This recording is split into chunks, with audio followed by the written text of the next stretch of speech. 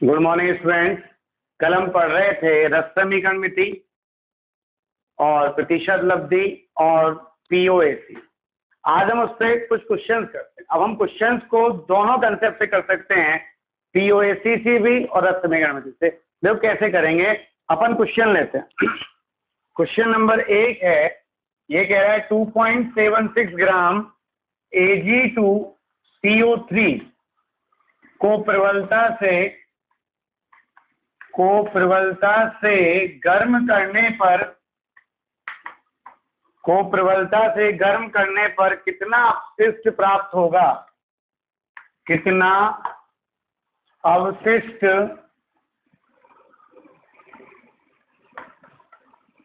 प्राप्त होगा। क्लियर। ये पूछा है, आपको रिएक्शन दी गई है Ag2CO3 बराबर 2Ag plus CO2 plus half of O2। Clear.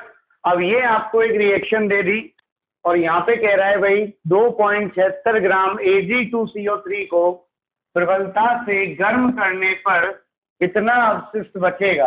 अवशिष्ट का मतलब जो बच गया पात्र में वो है। अब यहाँ देखें अपन, ये अभी के लिए आपको दी गई है, तो ये ठोस था, ये ठोस है, CO2 गैस होती है और O2 भी गैस होती है। गैस क्या करती है, गैस पात्र में से उड़ जाएंगी, और जब ये पात्र में से ये उड़ गया और अभी क्या ये पात्र में से ये उड़ गया, तो वहां क्या बचा, Ag बचा। तो अपशिष्ट जो है वो Ag है भाई। अपशिष्ट जो बचेगा वो Ag बचेगा। तो मुझे इसका भार ज्ञात करना है। अब मैं यहाँ पर रस समीकरण मिति लगा लूं पहले तो, क्यों अभी क्या संतुलित है। संतुलित है तो यहाँ पे देखो Ag का परमाणु भार होता है 108। कितना है, 108। तो 2 Ag है, 108 और 108 216 हो गया, 216 हो गया। कार्बन और O3 12 और 48 60, ये हो गया 276। तो ये कहलाएगा 276 ग्राम। क्लियर। और यहाँ Ag का परमाणु भार 108, तो 2 गुना 108 ग्राम मतलब 216 ग्राम। क्लियर। अब हमें ये दे रखा है Ag2CO3 और ये पूछा है कितना होगा। तो मैं डायरेक्ट भी कर सकता हूं, लेकिन आप अपने कंसेप्ट से करिए। आप क्या लगा रहे हैं, रस समीकरण मिति लगा रहे हैं। पहले Ag का भार बट्टे Ag2CO3 का भार। ओके। Ag का भार कितना है आपके, Ag का भार है 216 और Ag2CO3 का भार है 276। अब आपको क्या दे रखा है, Ag2CO3 का भार दे रखा है 2.76 ग्राम। तो यहाँ पे मान रख दीजिए, Ag का भार बट्टे Ag2CO3 का भार 2.76 बराबर 216 बट्टे 276। तो 2.76 से 276 गया 100 बार, और 2.16 कटा 100 से 216 कटा 2.16 बार, तो ये हो गया 2.16 ग्राम। क्या आ गया, Ag का भार। तो ये इस क्वेश्चन को हमने करा रस समीकरण मिति से। क्यों, हमारे पास संतुलित समीकरण थी, कोई दिक्कत।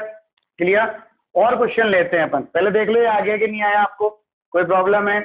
आपको क्या दिया, ये रिएक्शन दी, अपशिष्ट पूछा। तो अपशिष्ट मतलब जो बच गया वो अपशिष्ट है। तो CO2 O2 तो गैस है ना भाई, ये तो उड़ गई। तो जो ठोस है वो बचेगा, नीचे पड़ा रहेगा। तो ये बच गया Ag। तो मुझे Ag का भार ज्ञात करना है। किसका भार ज्ञात करना है, Ag का भार ज्ञात करना है। और रिएक्शन और क्वेश्चन देखें अपन यहाँ पर। रस समीकरण मिति तो आपको लगानी आती है बहुत अच्छे ढंग से। और क्वेश्चन देखें, अपन से कह रहा है आयरन के उस भार की गणना करो। क्वेश्चन नंबर 2 क्या कह रहा है, 2 कह रहा है आयरन के उस भार की गणना करो जो 18 ग्राम भाप के द्वारा, जो 18 ग्राम भाप, भाप क्या होती है, वाटर की भाप होती है, मतलब वाटर होता है। 18 ग्राम भाप के द्वारा इसके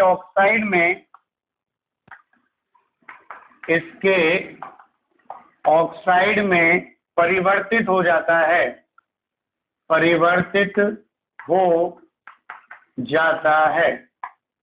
क्लियर। अब आपको यहाँ पे असंतुलित अभिक्रिया दे दी। यह अभिक्रिया दी हुई है Fe प्लस H2O बराबर Fe3O4 प्लस H2। ये अभी क्या दे दी। अब यहाँ पे 18 ग्राम भाप से क्रिया करने वाले आयरन के उस भार की गणना करनी है जो 18 ग्राम भाप के साथ क्रिया करता है। तो पहले आप चाहें तो संतुलित समीकरण संतुलित कर लें। क्लियर।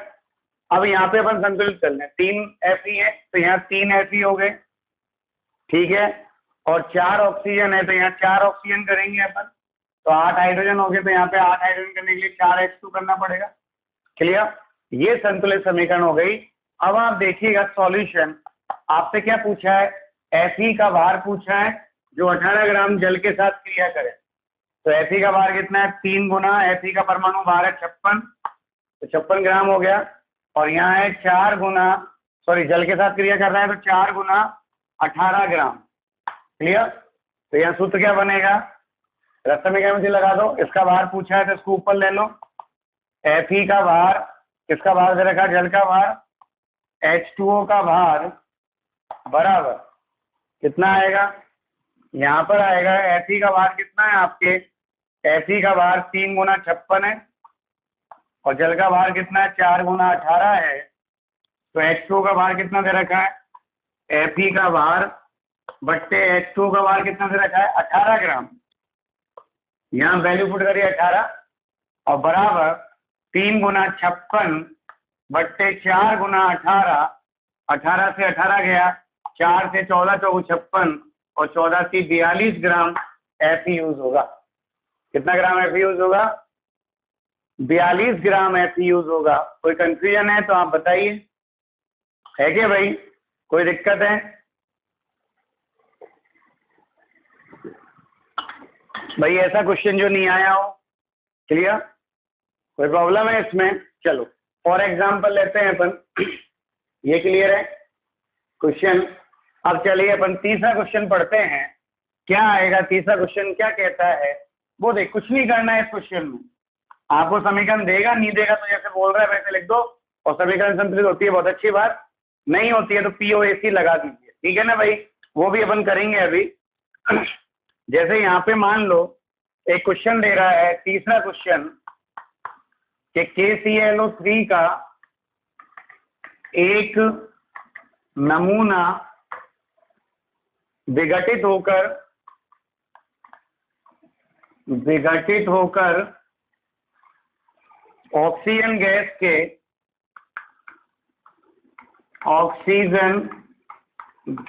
के एनटीपी पर 448 ml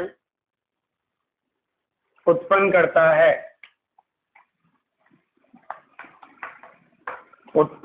है, तो गणना करो। किस किस की गणना करनी है? पहला यहाँ पे दे दिया इसने ऑक्सीजन उत्पाद का भार, ऑक्सीजन का भार। सेकंड आपको पूछा है इसने KClO3 का लिया गया वास्तविक भार, KClO3 का लिया गया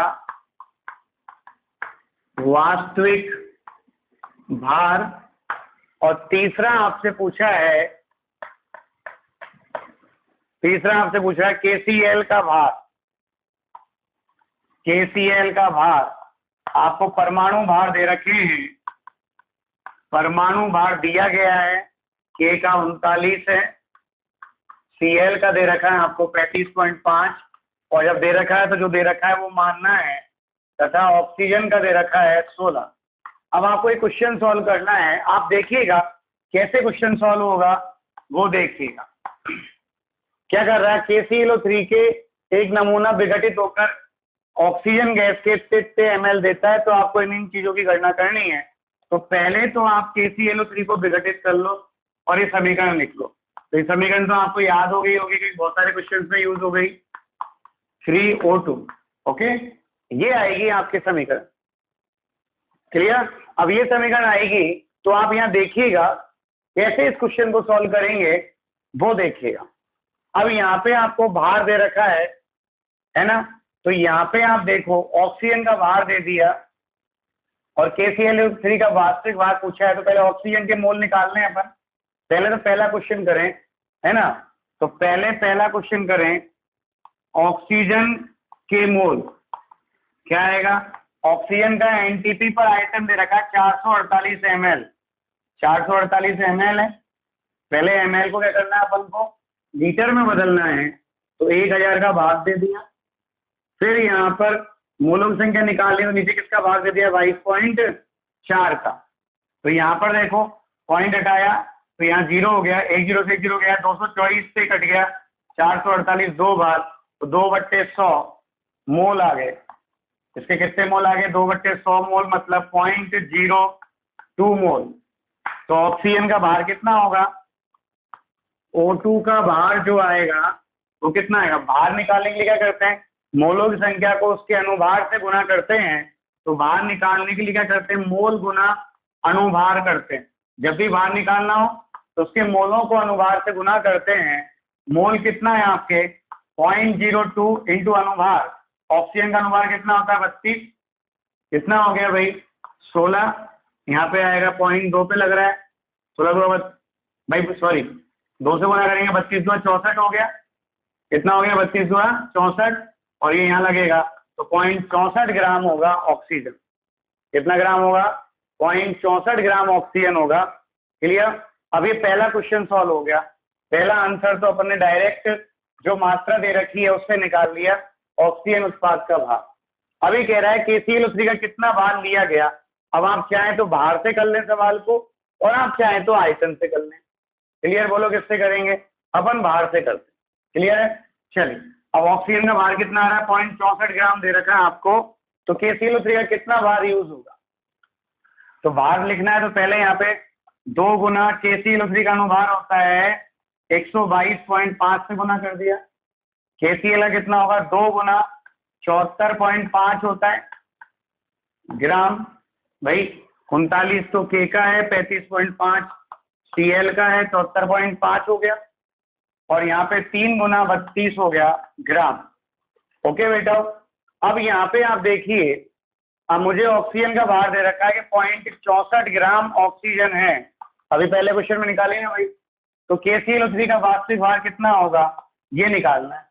तो यहाँ क्या लगाएंगे, रास्ते में क्या लगा देंगे, क्या आएगी, KClO3 का भार बट्टे O2 का भार बराबर कितना आ रहा है भाई, 2 गुना 122.5 बट्टे ऑक्सीजन का भार कितना है, 3 गुना 32। अब कितना दे रखा है आपको, 0.64 दे रखा है, तो यह 0.64 रख दीजिए। तो KClO3 का भार कितना आएगा, का भार आएगा 2 गुना 122.5 बट्टे 3 गुना 32। इसको इधर ले जाएंगे तो यहाँ गुना होगा, कितना है इसका मान, 64 है पॉइंट में, तो 0.64। ये पॉइंट हटाया, 2 जीरो बढ़ जाएंगे, 1 पॉइंट ही हटाया तो नीचे 3 जीरो बढ़ गई, तो ये 32,000 हो गया। 32 से कट गया 1000 बार, और 32 से कट गया 2 बार। क्लियर। अब इनको गुना कर लो पहले, या पहले इसके भाग दे लो, 4 दिया गुना ही कर लो।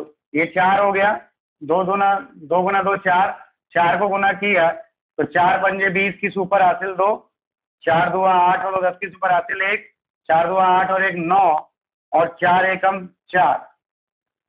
क्लियर। बट्टे 3000, 3 इंटू 1000, 2 जीरो तो 2 जीरो गए। क्लियर। 3 से काटा, 3 एकम 3, बचे कितने, 1 हो गया 19, 6 3 18, बचा 1 हो गया 10, 10/10 है, तो ये कितना आएगा, 1.633 ग्राम। इतना भार आएगा किसका, KClO3 का। क्लियर है, कोई प्रॉब्लम। अब यहाँ पे हमें तीसरा क्वेश्चन करना है कि KCl का कितना भार यूज होगा वो देखना है आपको। पहले आया, अब KCl का भार यूज करने के लिए आप चाहे तो ऑक्सीजन निकाल ले लो, और यह क्या होता है, आप KClO3 का भार ले लो, जो भी आप लेना चाहे जो ले लो। मैं ऑक्सीजन ले लेता हूँ, तो ऑक्सीजन लूंगा तो यहाँ पे सूत्र क्या बनेगा, KCl का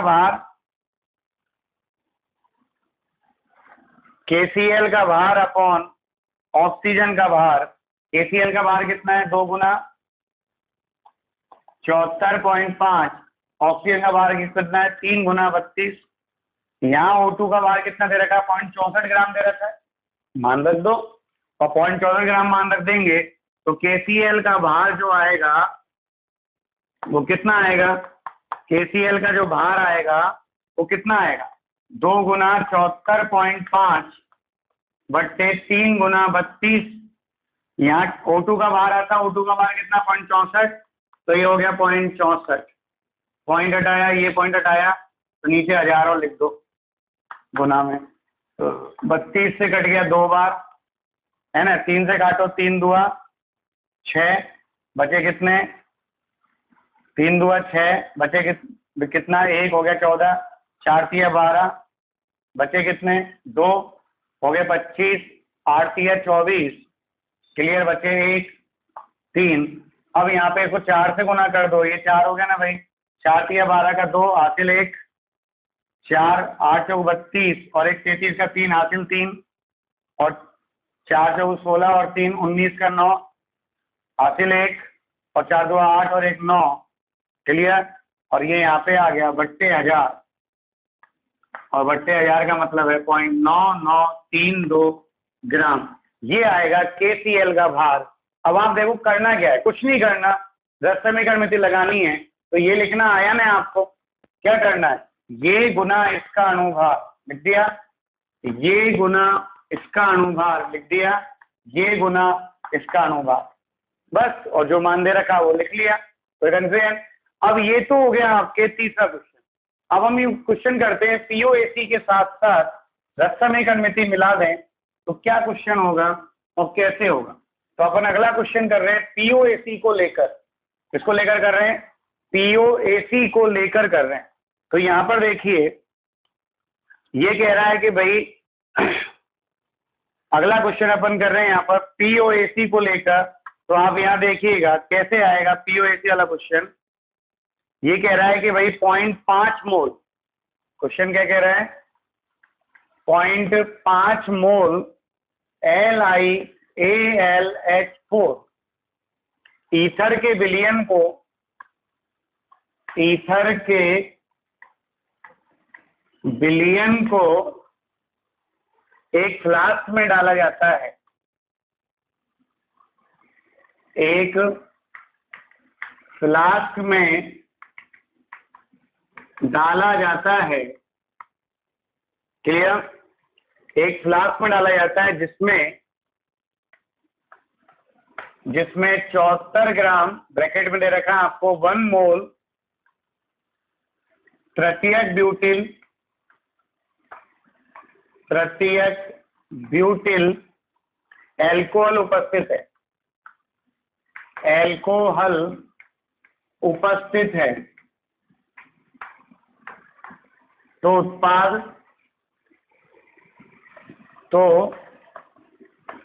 उत्पाद में 12.7 ग्राम LiAlH C12H37 S27 O3 बनता है, ओके, बनता है। Li परमाणु को संरक्षित मानते हुए, अब देखो इसने खुद ही कह दिया, Li परमाणु को संरक्षित मानते हुए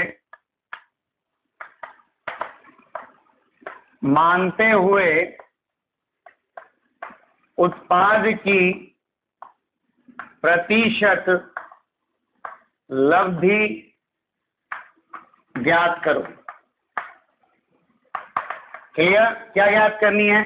उत्पाद की प्रतिशत लब्धि ज्ञात करनी है कि कैसे आएगी। अब हमें यहाँ पर उत्पाद की प्रतिशत लब्धि ज्ञात करनी है, तो Li परमाणु को क्या माना? उसने संरक्षित माना, मतलब POAC Li परमाणु पर रखेगी। तो वास्तविक मान तो ये दे रखा है, सैद्धांतिक मान में निकाल लेता हूं, तभी तो प्रतिशत लब्धि आएगी।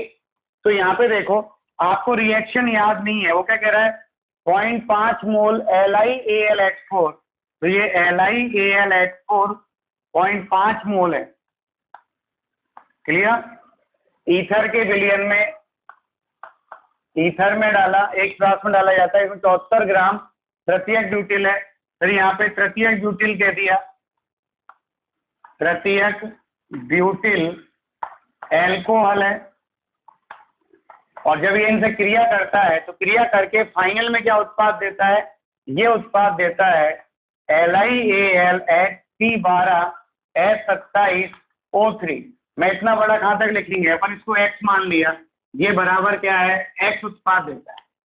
क्लियर। अब यहाँ पे मुझे क्या करना है, इसका भार ज्ञात करना है, कितना भार होगा। क्लियर है। तो ये ग्राम में दे रखा है तो यहाँ पे भार निकालना पड़ेगा मुझे, तो और यहाँ तो मोल ही दे रखे। अभी क्या कह रहा है, Li परमाणुओं को संरक्षित मानते हुए, मतलब POAC जो लगानी है वो Li परमाणु पर लगानी है। क्लियर।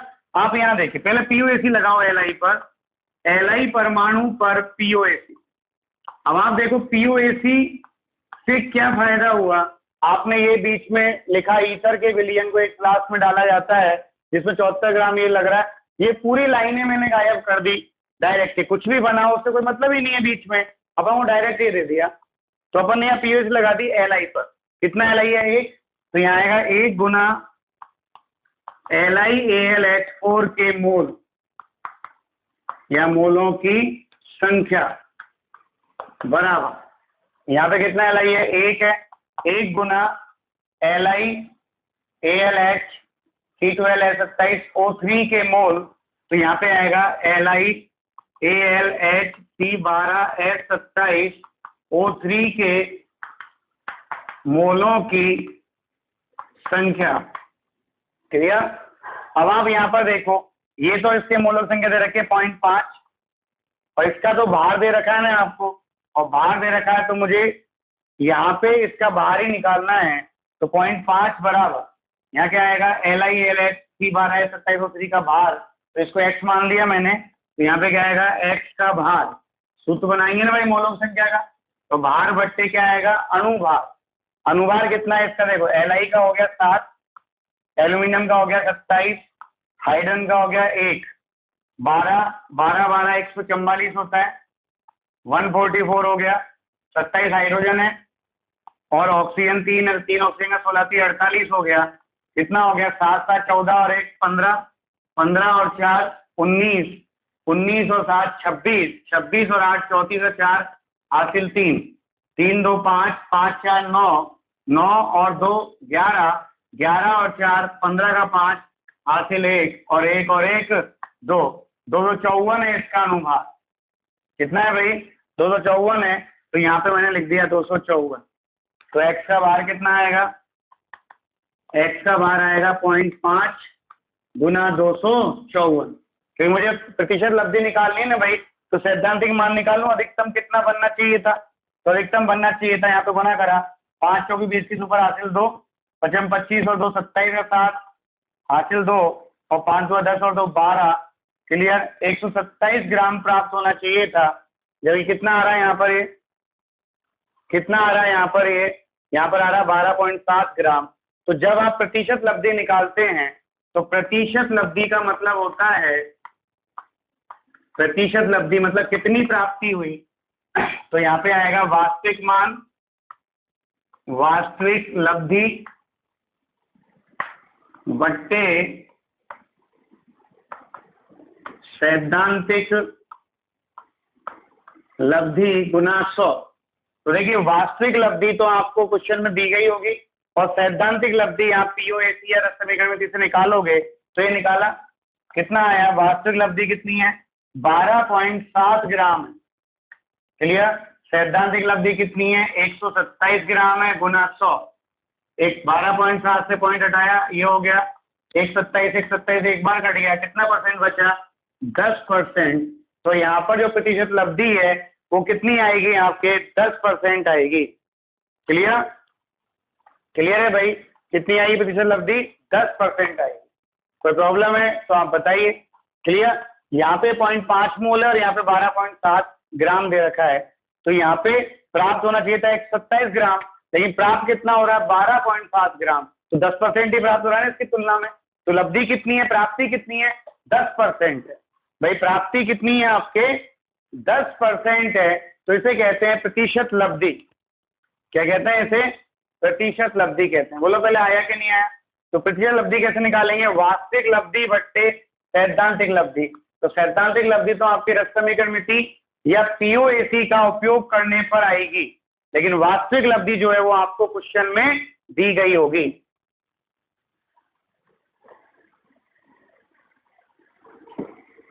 वास्तविक लब्धि कहां दी गई होगी आपको? क्वेश्चन में। कर सकते हैं आप? चलिए और एग्जांपल लेते हैं अपन।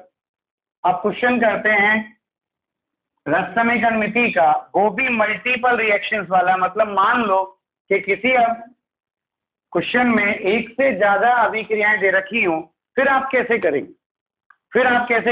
तो आप यहाँ देखिएगा वो क्वेश्चन कैसे होएगा, वो आप देखिएगा। जैसे मान लो ये क्वेश्चन दे दिया, ये आपकी सीट के क्वेश्चन कर रहा हूं मैं F2। क्वेश्चन नंबर 5वां क्या कहता है आपसे?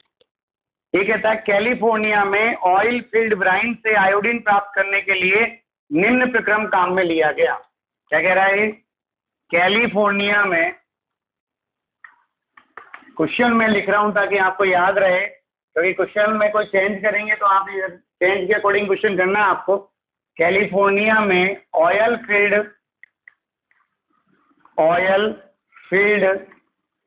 ब्राइन से आयोडीन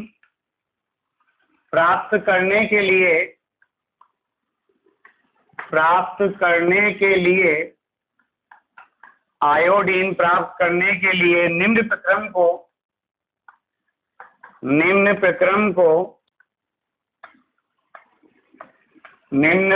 को काम में लिया गया।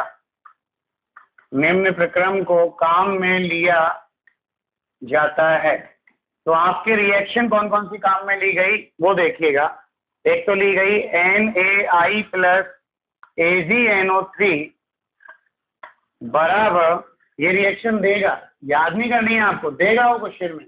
ऑलवेज ध्यान रखना है रिएक्शन देगा तो अब हमको तो सॉल्व करनी है केवल। तो यहाँ पे क्या आ गया?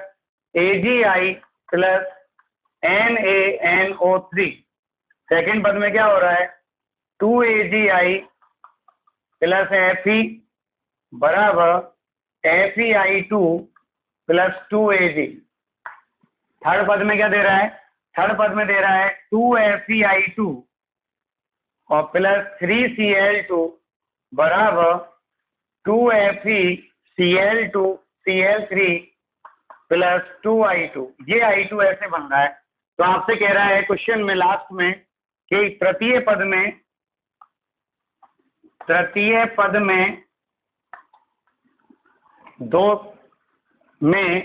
254 kg I2 उत्पादित करने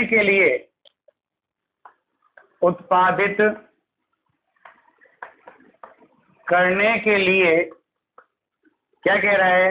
के लिए प्रथम पद में AgNO3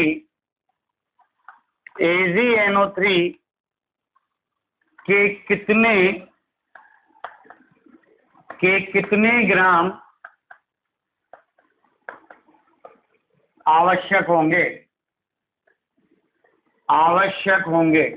तो आप यहां देखिएगा, आपको कह रहा है कि भाई ऐसे ऐसे आयोडीन प्राप्त होती है इन 3 पदों से। वो कह रहा है कि भाई लास्ट में हमें 254 kg आयोडीन चाहिए, तो बताओ कितने ग्राम AgNO3 की आवश्यकता होगी। पूछा ये है भाई, दिया ये है और पूछा ये है। अब यहाँ पे देखो ये अभिक्रियाएं जो हैं, ये अभिक्रियाएं आपके सीरियल अभिक्रियाएं। यहाँ जो ये उत्पाद है यहाँ क्रियाकारक है, फिर यहाँ जो उत्पाद है वो यहाँ क्रियाकारक है। तो इनमें क्या करना है, जो कॉमन उत्पाद है दोनों तरफ, भाई एक में उत्पाद है एक में क्रियाकारक है। तो आप देखो ये 3 अभिक्रिया मैं यहाँ लिख देता हूँ। पहली अभिक्रिया तो लिखी NaI प्लस, है ना। आप सॉल्यूशन देखना इस क्वेश्चन का, कितना सिंपल सा सॉल्यूशन है। कैसे करना है, आपको ये दिया गया और ये पूछा है, तो ये इनमें कोई संबंध तो है नहीं डायरेक्ट। इन तीनों रिएक्शनों का यूज करके हमें संबंध निकालना है, और संबंध कैसे निकालना है वो देखो आप, ठीक है। तो वो देखेंगे अपन। तो NaI प्लस AgNO3 क्या बना दिया इसने? AgI plus NaNO3। फिर यहाँ पे आएगा 2AgI प्लस Fe बराबर FeI2 प्लस 2Ag, और फिर यहाँ पे आएगा 2FeI2 प्लस 3Cl2 बराबर 2FeCl3 प्लस 2I2। पहले तो आप देख लो लास्ट कॉर्नर में दिख रहा है या नहीं दिख रहा आपको, ताकि कटे नहीं, वो दिख रहा है सब कुछ। तो चलिए यहाँ पर अब हमें यहाँ पर इन रिएक्शनों को मिला के एक रिएक्शन लिखनी होती है। तो मेरा पहला काम है कि ये तीनों अभिक्रियाएं अलग अलग संतुलित है या नहीं, अलग अलग संतुलित करना है। तो देखो Na इधर एक है, I एक है, Ag एक है, Ag है, और NO3 यहाँ 2Ag, यहाँ 2Ag, 2I, एक Fe संतुलित है। यहाँ देखो 2Fe 2Fe, 4I, 2 दूआ 4I, 6Cl, 3 दूआ 6 Cl संतुलित है। अब इन अभिक्रिया में जो कॉमन है, मतलब इसमें जो क्रिया कारक है वो यहाँ उत्पाद है, तो इनको दोनों तरफ बराबर करना है। क्या करना है? बराबर। तो इन दोनों में FeI2 कॉमन है, इधर 2 है, इसको 2 बनाने के लिए कितने से गुना करेंगे अपन? 2 से गुना करेंगे, बन गया। अब जब इसको 2 बनाया तो ये 4 बन गया ना AgI, और इस AgI 4 हो गया, तो यहाँ AgI 1 है, इसको 4 बनाने के लिए 4 से गुना करेंगे। पहले आप समझ लें, जो कॉमन है वो पूरा कटना चाहिए, और कटने के लिए बराबर होगा तो ही तो कटेगा भाई, कटने के लिए बराबर होगा तो ही तो कटेगा। और बराबर होने के लिए क्या करना है? 2FeI2, यहाँ पर 2 है, तो इसको 2 करने के लिए क्या करना पड़ेगा? 2 से मल्टीप्लाई करना पड़ेगा। तो अकेले को नहीं करेंगे, पूरी रिएक्शन को करेंगे। अब 2 से मल्टीप्लाई करा तो 4AgI हो गया, 4AgI हो गया, तो यहाँ 1AgI, इसको 4 करने के लिए 4 से गुना करना पड़ेगा, फिर पूरा 4 से गुना हो गया। अब देखो यहाँ समीकरण देखो क्या क्या हो गई है ना, इसको अपन ने 4 से गुना कर दिया, कर दूं मैं 4 से गुना, ठीक है ना। तो देखो यहाँ पे क्या क्या कट गया, 2FeI2, ये 2 से गुना किया तो 2FeI2 से 2FeI2 कट गया। फिर यहाँ 4AgI है, ये 4AgI है, तो 4AgI से 4AgI कट गया ना भाई, बराबर कर दिया अपन ने। अब जो जो बच रहा है उसको लिख दो। NaI कितना बच रहा है यहाँ पर? 4NaI बच रहा है, 4 ही AgNO3 बच रहा है, ओके। और क्या बच रहा है यहाँ पर? 2 गुना Fe मतलब 2Fe बच रहा है, और यहाँ पे 3Cl2 बच रहा है, और उत्पाद में क्या आया? बराबर, T का चिन्ह लगा दिया मैंने। उत्पाद में क्या आया? इधर देखो, NaNO3 बच रहा है 4, तो यहाँ आ गया 4NaNO3, और 2 दूआ 4 Ag बच रहा है, और यहाँ पर 2 FeCl3 बच रहा है, और 2 I2 बच रहा है। मैं इस 2 I2 को यहाँ लिख दूँ, 2 I2 बच रहा है। बस, अब ये समीकरण आ गई, संतुलित समीकरण है। अब लगा दो आप रस समीकरण में थी भाई, हमने यहाँ POAC क्यों नहीं लगाई? क्योंकि AgNO3 और I2 में कोई कॉमन है ही नहीं, कहाँ से लगाऊं? कॉमन तत्व होगा तभी तो लगाएंगे। अब ये संतुलित समीकरण आ गई, पहले बोला आया कि नहीं आया? तो जब ऐसे एक से अधिक अभिक्रियाएं रखनी हो तो हमें क्या करना होता है? सबसे पहले सारी अभिक्रियाओं को, सभी अभिक्रियाओं को संतुलित करना है अलग अलग, फिर देखना है जो कॉमन है वो कटना चाहिए, तो उसके लिए बराबर होना चाहिए। बराबर के लिए गुना भाग करेंगे, यहाँ 2 है तो मैंने इसको 2 से गुना कर दिया। अब ये 4 हो गया, तो यहाँ 1 है तो 4 से गुना कर दिया 4 करने के लिए। अब यहाँ देखो इनका भार कितना आएगा? 2 गुना आयोडीन का परमाणु भार होता है 127, 2 है तो 2 गुना 127 कितना हो गया? 254 ग्राम हो गया, क्लियर। और यहाँ AgNO3 है, 4 गुना Ag का परमाणु भार होता है 108, नाइट्रोजन का होता है 14, ऑक्सीजन का होता है 16, 16 3 48, 8 8 16, 16 4 20 की सुपर हासिल 2, 5 और 2 7, और 170 ग्राम आ गया, क्लियर। तो यहाँ पे हमें AgNO3 का भार पूछा है, ये दे रखा है, POAC लगा दो, क्लियर। तो यहाँ पे क्या आएगा? POAC, AgNO3 का भार बट्टे I2 का भार बराबर, AgNO3 का भार कितना रहेगा? 4 गुना 170, और I2 का भार कितना रहेगा? 2 गुना 254। अब आपको क्या दिया है क्वेश्चन में? I2 का भार दे रखा है 254 kg, तो ये तो ग्राम में था, ये ग्राम में था, ग्राम से ग्राम कट गया, यहाँ इसका मान रख दो केजी में, तो AgNO3 का भार, इस I2 के भार को उधर ले जाओ ना भाई, तो गुना हो जाएगा यहाँ 254। क्लियर है? तो यहाँ गुना करेंगे तो कितना आएगा, 4 गुना 170 बट्टे 2 गुना 254, और यहाँ पे I2 का भार ऊपर जाएगा तो यहाँ गुना होगा, तो गुना 254, ये केजी है, तो 254 से भाई ग्राम से ग्राम कट गया तो कोई मात्रक बचा ही नहीं यहाँ पे, तो यहाँ पर के 254 से 254 कट गया, 4 कट गया 2 बार, 2 से गुना किया तो 17 हुआ 34, 340 केजी आया। कितना आंसर आया, 340 केजी। इस तरह से आपको करना है ये क्वेश्चन, कर सकते हैं। चलिए, और अपन कल करेंगे बाकी क्वेश्चंस, लेकिन आप क्वेश्चन करना सीखिए, और कोई दिक्कत आए तो मुझे बताइएगा। Thank you.